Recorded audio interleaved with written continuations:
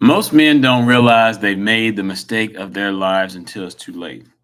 They've married a woman and now they've realized after the fact that they don't respect them, that they drain more than they build, and that they argue in ways that are leaving you feeling mentally drained. And I'm telling you right now, you're operating with a spirit, an ancient spirit the Bible tells us has been going on for centuries.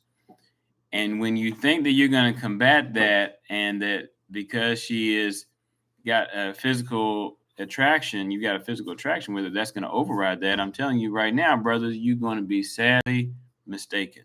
And so I wanted to jump on here and talk to you about why these diabolical women keep ending up with these good men and vice versa. And we're going to start out here just going a little bit here about the biblical perspective. So y'all know my channel, I speak on the Bible and how it applies to relationships. And I want to talk about a character in Judges 16 named Samson.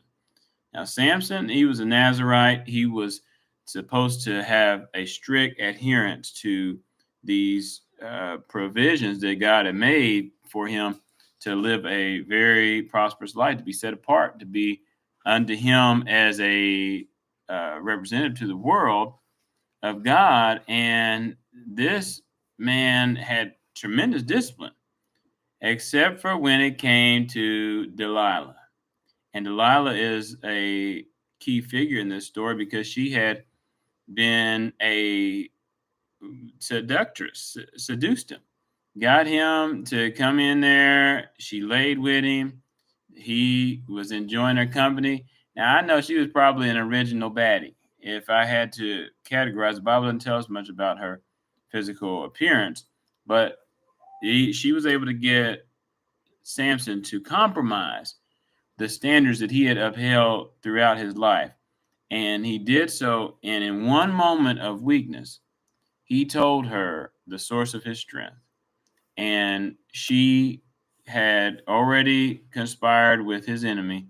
And as soon as she found out that was what it was, she told his enemy. His enemy came in there and enslaved him, and ultimately led to his death. And what we see here, this is the same play the adversaries running on men in 2025. It's a play that without a proper strategy on the front end, you're going to fall prey into it, or very susceptible to fall prey to it. And that's why I've got the Find Your Wife challenge that is taking place very soon. The details are in the description. It's a 1-day event where I'm going to cover exhaustively where you find a good wife, what are some signs to look for when you see her, and how do you then, once you have found her, identified her, how can you be able to get from friend to fiance in 1 year? I'm telling you, brothers, it has been a game changer for me and the other men that I've walked down this proven path. And I want to help you be the next one, and not be the next one that gets you a baddie and you're sitting there with regret, like, wow, how did I fall into this trap? And you get down the aisle and you realize that this wasn't all it was cracked up to be. So that link's in the description. Grab your tickets today. The spots are limited. I'm telling you, I don't do fake scarcity. This thing will sell out, and I want you to be in that room. So let's go ahead and get it popping. And also, if you have someone that you refer and they put your name in the box that says that they were referred by you, you're going to get a $25 direct deposit from me. So I'm telling you, you don't want to miss out. Get me get in touch with me, and we'll work this thing out. So back to the message. So a baddie is not just a pretty woman. This is a mentality. This is a spirit. This is a disposition that causes a woman to value her appearance, to feel like she is the prize, and that she does what she does for validation from men. It's her value in lifestyle over legacy, and wanting to put the substance on the back burner, and instead chase after an aesthetic. And so she, as long as it looks good, I'm getting what I need out of the relationship. You taking her, you whining and dining her. She's gonna be in a good place until someone else with a higher profile, with a higher net worth, with a higher uh, ability to take care of her comes along. And then all of a sudden, because she's not loyal, she's not one that you can build with, she's not one with legacy on her mind, you find out that she's actually going to end up being the one who will leave you and have you high and dry and have you looking around like, man, I thought we had something. And yes, she can turn it on for the beginning of the relationship and even after you've gotten married. And then the switch comes. And I'm telling you, that's exactly what that spirit has been doing all of these years, and it's operating right now. And this is the power hungry, manipulative, ego driven, and rebellious nature of this woman. I'm telling you, it's a dangerous and trifling spirit. That's why I'm telling you, it's nasty work. You hear me? This is what we're dealing with these women, and they are running rampant. And I'm telling you, the Bible talks about this woman as a seductress. It says her lips drip honey. And that's what it means. It's like she's gonna talk the talk. Boy, she'll have you with sweet nothings all in your ear, having you talking about, man, I'm ready to have get settled down and have a family, but they are after what is in their best interest. And that's what I'm telling you. It's that spirit that allowed Samson to get completely wrung out and ended up costing him his life. So where does this toxic mindset come from? You know, I mentioned that the Bible speaks about Jezebel and having that as a source of where the spirit comes from. And by the way, my wife Jaylee, who's a marriage and family therapist, she has done a whole series on how to recognize the spirit, what the manifestations of it looks like. And I'm going to put that in this. You can see that link right up here. I'll put that there for you to be able to check out. And I'm telling you, you will not be disappointed if you take time and really comb through that and allow your insights to be expanded so that you can understand what you're up against when you see these baddies. Because I'm going to tell you, it ain't like they don't look the part. You're going to be enticed if you're not aware that, oh, no, that's poison. That girl is poison. Come on, somebody. Put some poison emojis in the chat if you know what I'm talking about. All right, so, but where does this come from? I truly believe this. This is my theory.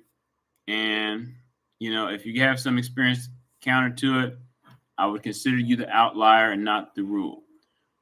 But what I believe is baddie issues are daddy issues. And that meaning a lot of these women have had poor relationships with their father. Maybe it was an abandonment issue. Maybe it was their dad was trifling, no good, deadbeat. And now because they don't feel that security, they find men to be unreliable.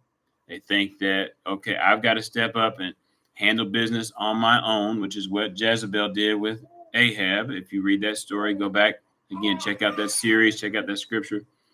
And what happened was she said, I'm going to go and make moves myself. I'm an independent boss chick. And that's what she did. Well, okay, that sounds all fun and dandy, you know, until you realize that anything with two heads is a beast. Okay, so if you got a Bible based marriage, you understand that the man is the head and then that the wife and the children are under that umbrella.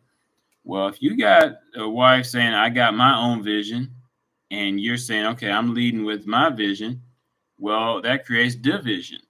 And we know that a house that is divided against itself cannot stand. And that's just a scriptural principle. It's a life principle. There's too many examples of where you see it in Hollywood all the time. Two high profile A-list actors and actress get together, and the vision is too competing, too much competition, and they fizzle out and they divorce. Everything going for them. all the money, the fame, everything you could want, but they do not have the adhesion because they have not the vision and the unity. And they can't they don't know how to be able to trust a man. They resist correction. And you have to know the way to be able to spot this, even though, like I said, she can have the appearance, but she's not loyal. She's not going to submit. She's not going to be a helpmeet. She will be someone a hurt me. So here's the thing. How do you know? You got to test for what is that maturity early on. What is her disposition at the outset? You got to be able to ask things, probing questions that will help you understand, okay, how does she handle conflict? How does she handle being told no? Is she a peacemaker? Someone who wants to see both sides of the story? Or do you, whenever you hear her talk about her coworkers or somebody at the gym or somebody in her Bible study, and you're like, okay, everybody else is the problem, but you can see, okay, man, there was something that she did that lit the thing up, and now she's trying to say, well, it's just, it wasn't that big of a deal that what I did. This other person blew it out of proportion. You're like, no, let's both parties have something blame to play here. So does she try to deflect? And you got to ask these questions. Some of them you ask them aloud, others that you just have to ask internally and have that conversation and really get to the root of what her values are. And this is all before you get down the aisle. You don't wait until you've already gotten the wedding dress picked out and you starting to send out invitations. Just ask these questions. And that's why you need a guide to be able to help you facilitate this. And I offer my services to men all over the United States and globally. And that is the link is in the description. If you need that extra support, I want to help you to navigate this, because I can tell you from experience, having been out in the dating field and modern dating, doing it that way and being just completely just over it, and then figuring out this way, this formula, that how you can be able to identify, attract, to pursue, and to ultimately have a lasting marriage. I'm telling you, you would do well to at least sit down with a free consultation. I would love to help guide you through that. So if in the big grand scheme of things, it's so easy to see the red flags. And so it's not enough to identify the red flags. You then have to be willing to take action on them. You had to realize that if she's showing this entitlement mindset, or she is wanting to get attention at every turn, and you realize, okay, she's wearing her outfit not just for you, and that's a whole nother modesty conversation. Might have to get one of my sisters to come on here with me to have that conversation. But then you also are seeing that she is rebellious in ways that you're just picking up like, okay, this is a pattern. This is more deep seated. This is more her way of doing things. And you cannot change that. I'm telling you, a wedding ring, doesn't matter how big the rock is, how much the gown is, none of that will be able to erase a woman who is set on things being her way and getting the outcome that she desires above all else. So I hope this video has been helpful. If you would hit that like button, the links for the Find Your Woman, Find Your Wife challenge are in the description, as well as the link for coaching. Y'all have a great day. Be blessed. Bye-bye.